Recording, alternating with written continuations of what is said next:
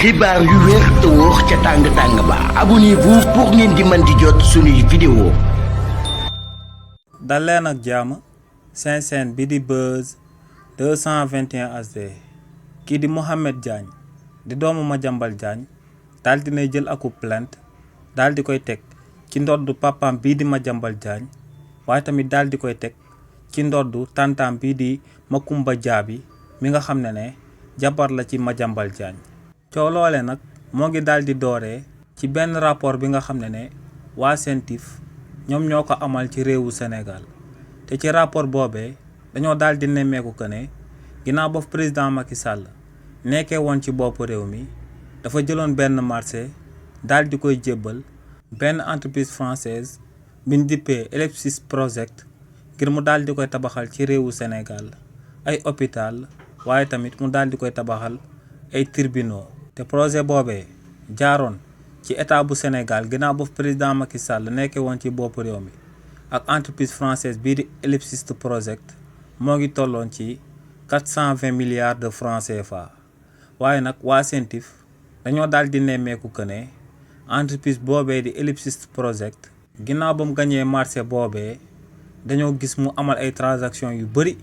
ci réewu Sénégal jëmale ko ci benn entreprise buy uyoo ci turu SCI Pharaon te xaalis boobee yëpp ginnaaw bañ ko xaymaa dafa daal di toll ci 21 milliards de francs CFA waaye tamit waa CENTIF ginnaaw bañ woyalee ngir daal di xam kan moom entreprise boobee di SCI Pharaon ci réewu Sénégal dañoo dem ba daal di gis que ne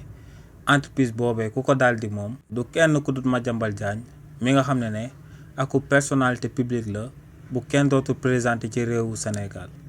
li ni mel nag moom moo sababoon waa CENTIF di daan sàkku ci waa pôle judiciaire et financier ngir ñu daal di convoqué kookee di Madiambal Diagne mu daal di leeral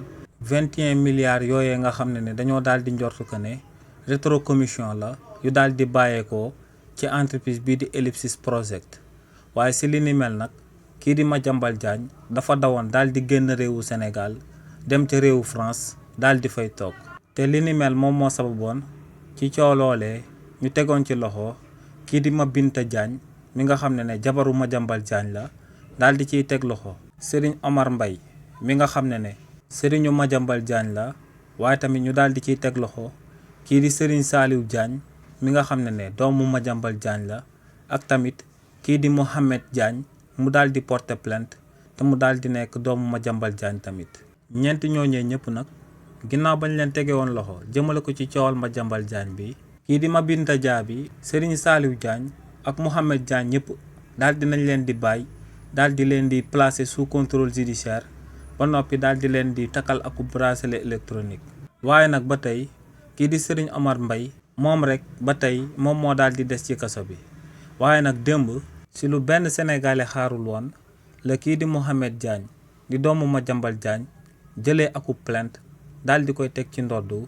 papaam bii di Madiambal Diagne waaye tamit daal di koy teg ci ndoddu tantaam bii di Macoumba Diaby ci plainte boobee nag nga xam ne kii di Mohamed Diaby moom moo ko daal di teg ci ndoddu Madiambal Diagne ak Mabintu Diaby waa police ñoom ñoo obligé woon dem ci këram daal di ko ciy déglu ndax kookee di Mohamed Diagne actuellement dañ ko daal di takkal ak bracelet électronique te li ni mel moom moo sabab mënta daal di déplacé wu waaye tamit li ni mel moom moo sabab waa division des investigations criminelles bii di DIC ñëwoon ci këram ngir daal di koy déglu jëmale ko ci plainte boobee nga xam ne moom la déposé woon ci seeni bërëb si li ni mel nag kii di Mohamed Diagne dalee naa daal di xamal que ne moom bañ ko jébbalee akub convocation ba daal di koy xamal que ne papaam bii di Madiambal Diagne dafa am akub entreprise bu mu dippee SC Pharaon te moom mooy gérant wu entreprise boobee di SCI Pharaon waaye tamit entreprise boobee di SCI Pharaon daal dinay jot akub somme bu toll ci 21 milliards de francs CFA bu daal di bàyyeekoo ci entreprise française bi ñu dippee Ellipsis Project te ba ñuy amal transaction boobee ay propre signature am lañ ko daal di amalee kii di Mohamed Diagne ne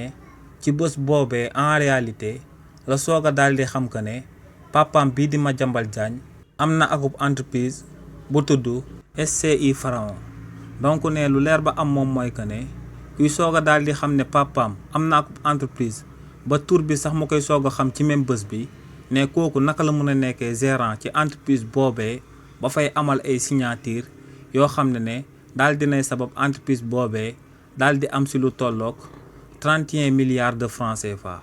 ne lu leer ba am moom mooy que ne lépp li nga xam ne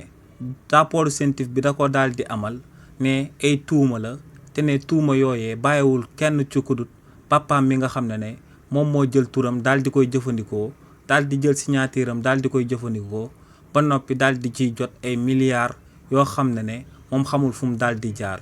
ne nag li ni mel moom moo sabab ginnaaw bañ ko jàppee woon ci coow loolee ba noppi daal di koy libéré mu daal di oo papaam daal di koy laaj lu sabab ñu daal di gis turam ci biir entreprise boobee mu créé woon te moom yëgu ko waaye tamit lu sabab ñu daal di gis ay signature am ci biir entreprise boobee di SCI Pharaon te moom sax musta daal di yëg existence su entreprise boobee. nee nag si li ni mel kii di Madiambal Diagne di papaam lu mu ko daal di tontu rek moom mooy que ne ay erreur de frappe moom moo sababoon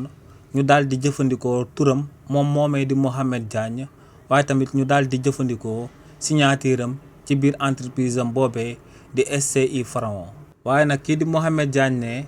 lu leer ba am moom mooy que ne tontu bi nga xam ne moom la ko papaam bii di Madiambal Diagne daal di tontu du tontu bu ko daal di doy te ne li ni mel moom moo sabab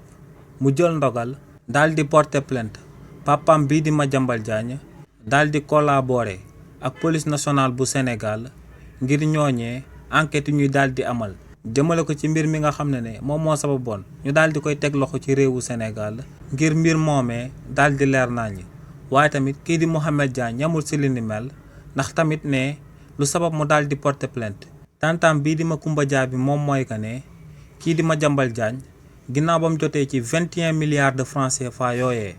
bàyyee ko woon ci entreprise bi ñu dippee Ellipsis Project ne kii di Macoumba Dia bi di tantam moom moo doon dem di récupérer 21 milliards yooyee ba noppi di ko doon def ci benn société écran bi ñu dippee Beau Concept di akub société immobilier di daan jël xaalis boobee di ko daan dugal ci biir société boobee nga xam ne da leen doon servir moom ak kii di Madiambal Diagne di papaam ngir ñu daal di mën a blanchir xaalis boobee ñu jële woon ci entreprise bi ñu dippee Ellipsis Project. nee nag ñaar ñooñee dañ koo comploter jëfandikoo turam ba noppi di amal ay njuuj njaaj ci réewu Sénégal. nee nag li ni mel moom moo sabab mu leen di toppee ñoom ñaar ñëpp ci plainte bu mu daal di jël daal di koy teg seen ndodd luñ dippee faux et usage de faux, usurpation de fonction, escroquerie, abus de confiance, détournement de fonds sociaux, blanchissement de capitaux, recel, abus de pouvoir du gérant, waaye tamit gestion fait et complicité. ne chef d'accusation yooyu yëpp la daal di jël daal di koy gàll ci ndoddu papam bii di Madiambal Diagne ak